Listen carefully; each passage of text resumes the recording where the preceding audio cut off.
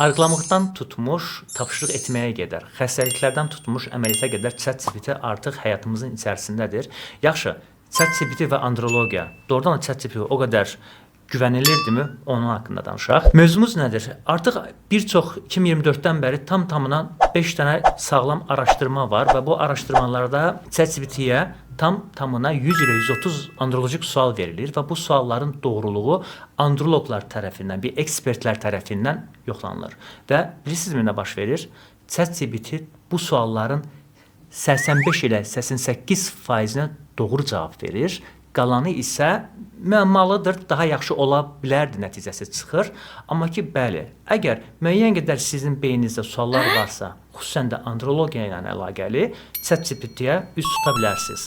Amma ki, bilmək lazımdır ki, ChatGPT süni intellektdir və o süni intellektin arxasında sadəcə birlər və sıfırlar durur. İlkin fikirlər üçün, genel bir baxış üçün ChatGPT çox idealdır və demək olar ki, siz axtardığınız sualın 88%-ni, yəni doğruluğunu orada tapacaqsınız. Sadəcə olaraq bu doğruluq bizə bəs eləyirmi?